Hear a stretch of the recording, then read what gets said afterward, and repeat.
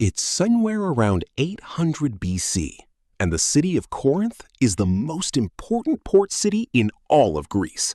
Sitting on a narrow strip of land between two seas, every ship traveling between the eastern and western Mediterranean has to pass through it. And the man who controls Corinth controls the flow of half the known world's trade. Merchants from Egypt, Phoenicia, and Asia Minor all move through this city. They pay taxes at its gates. They sleep in its inns. They drink in its taverns. And all of that money, all of that power, all of that influence flows upward to one man sitting at the top of the Acrocorinth, the great rocky citadel that towers over the city like a fist raised at the sky. That man is King Sisyphus. And if you ask anyone in Greece who the single most cunning man alive is, they will give you the same answer every time. Sisyphus of Corinth. Not a general, not a philosopher, not a champion of the gods. A king who built his power not through armies or divine favor, but through something far more dangerous than either: his mind. He founded Corinth from nothing, built it into a commercial empire, turned a strip of land between two bodies of water into the beating heart of Greek trade. And somewhere along the way, he decided that the rules everyone else lived by simply did not apply to him, gods included. This is the story of the man who looked death in the face twice, and twice told it to come back later. But before we get into how Sisyphus managed to pull off the most audacious con in the history of mythology, you need to understand who he actually was. Because the myths do not give you a hero. They never do with Sisyphus. They give you something far more interesting. They give you a man who was brilliant, ruthless, and completely unbothered by consequences. A man who understood the world well enough to bend it to his will, and who never once mistook cleverness for wisdom. His father was Aeolus, the keeper of the winds, one of the sons of Helen, the mythological ancestor of the Greek people, which means Sisyphus came from divine adjacency. Not a god, but close enough to the divine world to understand exactly how it worked.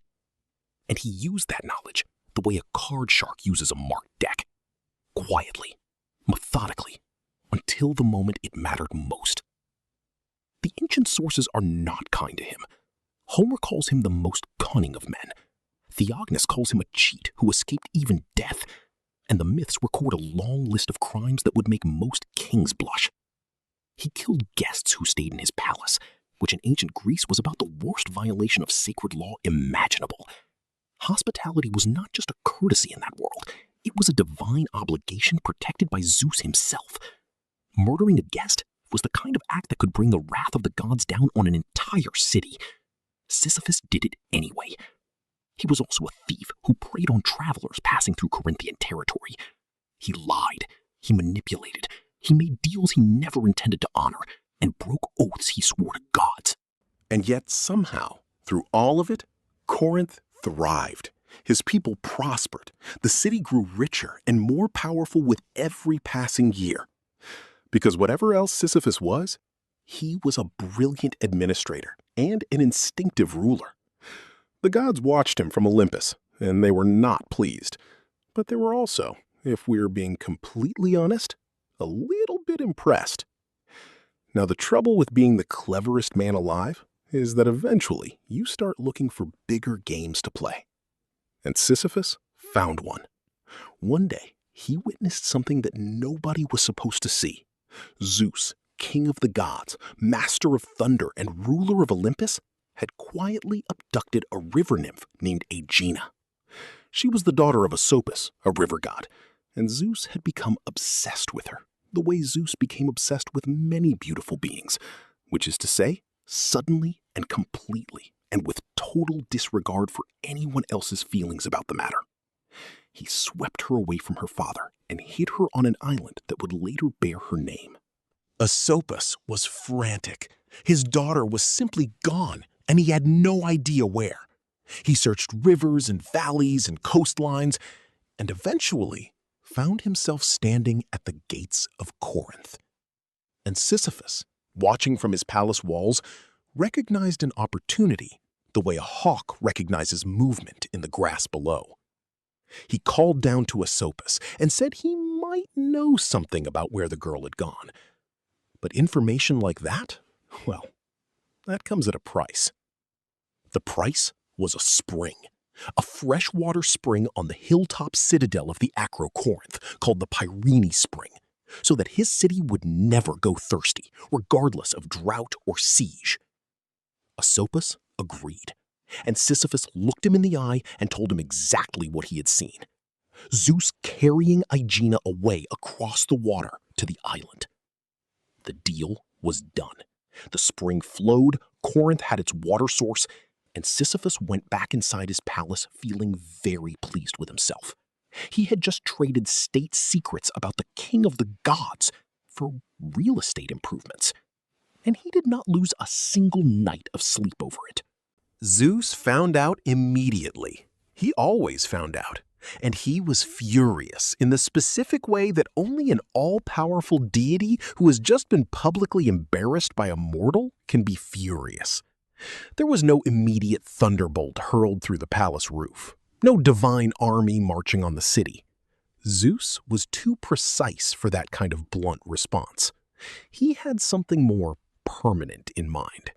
Instead, he sent someone, the one being in all of existence whose arrival nobody in any civilization at any point in human history has ever been happy to see at their door. He sent Thanatos, the god of death himself. Not a soldier, not a monster, not a curse. Death personified, walking through the marble streets of Corinth in the middle of the afternoon toward the palace of Sisyphus, carrying chains forged specifically for one man, sent with one purpose: to drag the king of Corinth down to the underworld, where he would spend eternity paying for his arrogance. Most men, upon hearing that death was coming for them personally, would have made peace with their affairs, said goodbye to their families, sat down and accepted the inevitable with whatever dignity they could manage. Sisyphus was not most men. He had known this moment was coming the second he made the deal with Asopus. He had calculated the risk, decided it was worth it, and spent the intervening time preparing. When Thanatos arrived at the palace, Sisyphus welcomed him like an honored guest. He offered him wine. He offered him a seat at his table. He was gracious and warm and completely relaxed, which deeply unsettled Thanatos, who was not used to this kind of reception. Most people screamed when he showed up. Most people dropped to their knees and begged. This king was pouring him wine and asking about his journey and complimenting the quality of his divine robes. And then Sisyphus said something like, "Those are remarkable chains you're carrying. I have genuinely never seen metalwork like that. Where were they forged?" And Thanatos, who was not immune to curiosity, and who had never once in his eternal existence had anyone show the slightest interest in his equipment, began to explain. And in explaining, he demonstrated. He showed Sisyphus how the chains operated, how the locks worked, how they were designed to bind any being, mortal or divine. He held them out. And Sisyphus, who had been waiting for exactly this moment, moved. Before Thanatos could register what was happening, the chains were on him. Death was in chains, locked up in the guest room of the Palace of Corinth. And Sisyphus closed the door, dusted off his hands, poured himself another drink, and went back to running his kingdom. What followed was, depending entirely on your perspective, either the funniest or the most cosmically terrifying event in the entire history of Greek mythology. With Thanatos imprisoned, nobody could die. Anywhere in the world. Not in Corinth, not in Athens, not on the battlefields of the various wars being fought across the Greek world at that moment. Soldiers hacked each other to pieces and simply refused to fall because there was nowhere for their souls to go. Old men who had been ill for months and were ready to pass woke up the next morning confused and vaguely irritated. Wounds that should have been fatal refused to kill. Animals slaughtered for sacrifice bled, but did not die. The entire machinery of the natural world, the great cycle of birth and death and renewal that kept everything in balance, ground to a stuttering halt. And the gods on Olympus began to notice that something was deeply, fundamentally wrong with the universe. Ares was the first to completely lose his mind over it. The god of war had one job. War required death. Death was the entire point. Without it, his domain became a grotesque comedy of soldiers stabbing each other over and over, and none of them going anywhere. He was furious. He stormed down from Olympus, found his way to the palace of Corinth, and freed Thanatos from his chains. The brief, accidental age of human immortality was over. Death was back in business. Every wound that had been waiting suddenly became fatal all at once.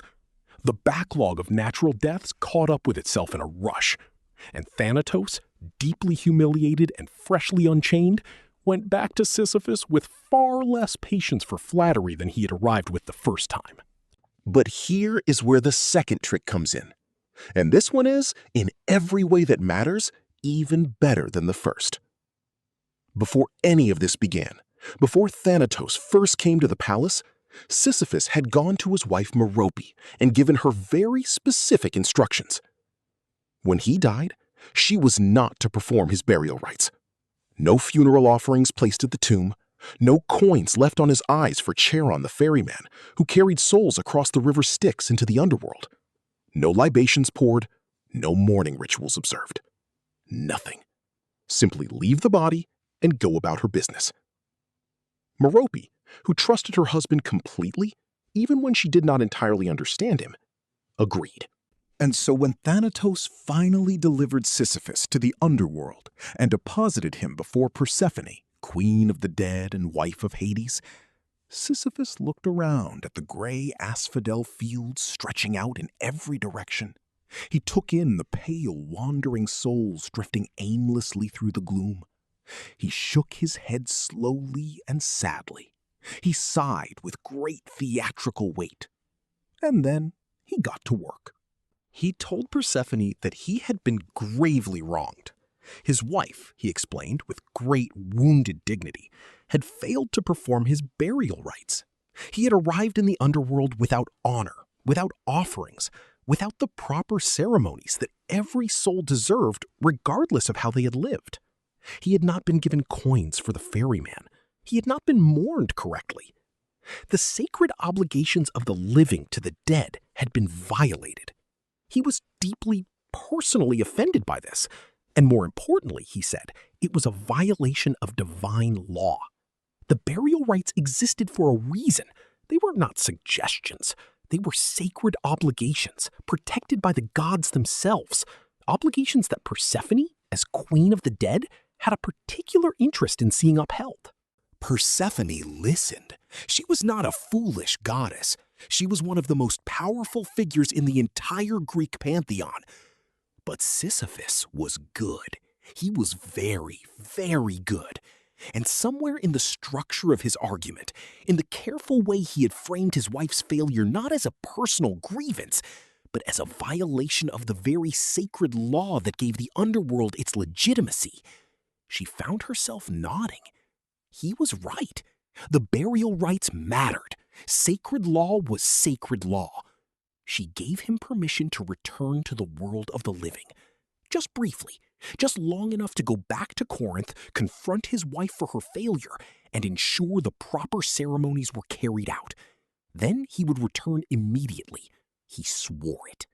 Persephone watched him walk back through the great gates of the underworld, toward the distant light of the living world. And then she sat back on her throne and waited for him to return. She waited for quite a long time, because Sisyphus did not come back. He went home to his palace in Corinth.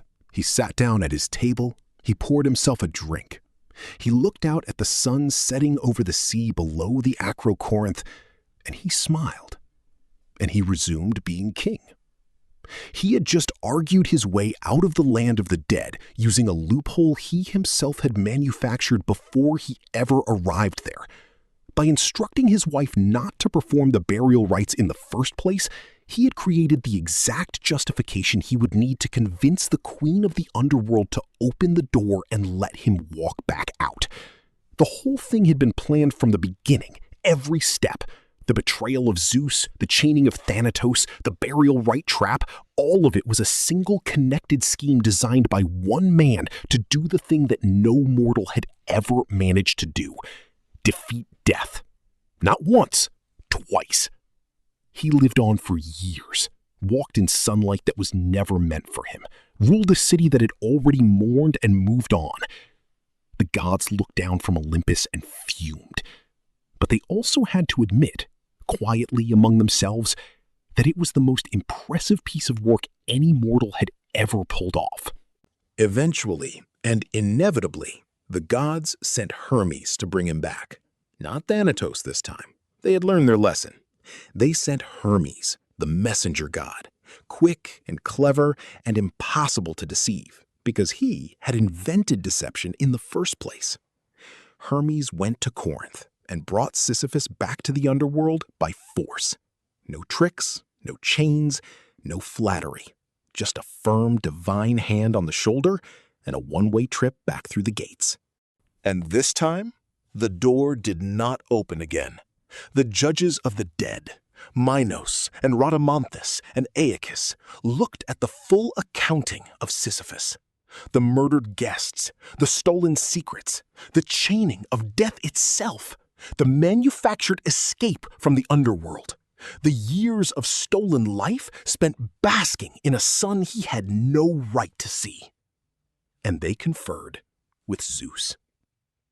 And Zeus, who had been waiting a very long time for this exact moment, handed down a punishment that was designed not simply to hurt Sisyphus, but to specifically and surgically and eternally punish the one thing that had made him dangerous in the first place: his refusal to accept limits, his belief that cleverness could conquer anything, that the mind of one brilliant mortal man could outrun the machinery of the universe forever. The punishment was this. Sisyphus would spend eternity pushing a boulder up a hill. A massive, crushing, impossible boulder up a steep hill somewhere in the gray fields of the underworld. And every single time he got close to the top, just as the peak came into reach and it seemed like he might finally be done, the boulder would roll back down to the bottom, and he would walk back down after it and start again. No chains, no fire, no monsters, just the boulder and the hill.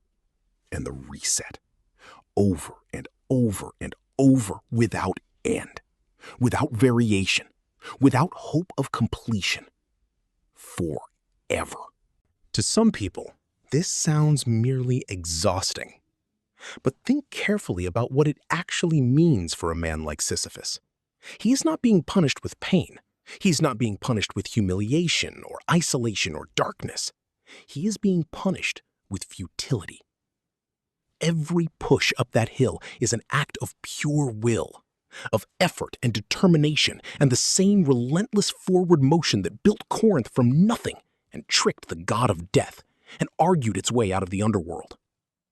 And every time the boulder rolls back, all of that is erased. Not punished, erased. The gods did not break Sisyphus with his punishment. They did something far cleverer. They put him in a loop where his greatest quality, his absolute refusal to give up, his inability to stop striving, becomes the instrument of his own eternal torment. He cannot stop pushing. It is not in him to stop. And so he pushes, and the boulder falls, and he pushes again. For thousands of years after the Greeks first told this story, philosophers and writers and poets kept returning to it, because there is something in it that refuses to stay neatly inside the mythology. The Stoics saw Sisyphus as a warning about hubris and the fatal arrogance of believing yourself above divine order. Medieval scholars saw him as an emblem of earthly ambition, always striving for more, never satisfied, never arriving. Dante put him in the Inferno. Renaissance painters gave him massive shoulders and a look of grim determination. But it was the French philosopher Albert Camus who in 1942 flipped the entire story on its head and said the one thing nobody had ever thought to say about it. He said, "We must imagine Sisyphus happy." His argument was that the boulder and the hill and the eternal reset were not a special divine punishment at all. They were simply the human condition given a face and a name. All of us push boulders up hills. All of us watch them roll back down. All of us wake up the next morning and begin again. The question is never whether the boulder falls. It always falls. The question is whether the person at the bottom of the hill can look up at the slope stretching out above them and find something in the act of pushing that makes it worth doing. Whether the struggle itself is enough. Whether a man who has betrayed gods and chained death and argued his way out of the underworld and stolen years of sunlight he was never supposed to see. Whether that man can walk back down the hill to the fallen boulder and choose to push again. Not because he has no choice, but because he decides that this is his hill. This is his boulder, and the pushing is the point. Camus called Sisyphus the absurd hero, the man whose fate belongs entirely to him. And here is the thing about Sisyphus that nobody who hears his story ever quite forgets. Zeus wanted to punish the most cunning man alive by trapping him in an endless loop of meaningless effort. But a man who looked death in the face and laughed, who tricked it once and then went back and tricked it a second time, who built a city from nothing and turned a strip of land into an empire through sheer force of will, that man does not experience futility the way the rest of us do. He walks back down the hill. He looks at the boulder. And somewhere behind those ancient eyes, there is still the same mind that chained Thanatos in a guest room and sweet-talked the Queen of the Dead into opening the exit door. Still calculating, still scheming, still absolutely convinced that somewhere in the endless repetition of the hill and the boulder and the reset, there is an angle he has not tried yet. And maybe one day he will find it, and the boulder will stay at the top, and the king of Corinth will dust off his hands and look out over the gray fields of the underworld and smile. Because that is what the most cunning man who ever lived does. He never stops pushing.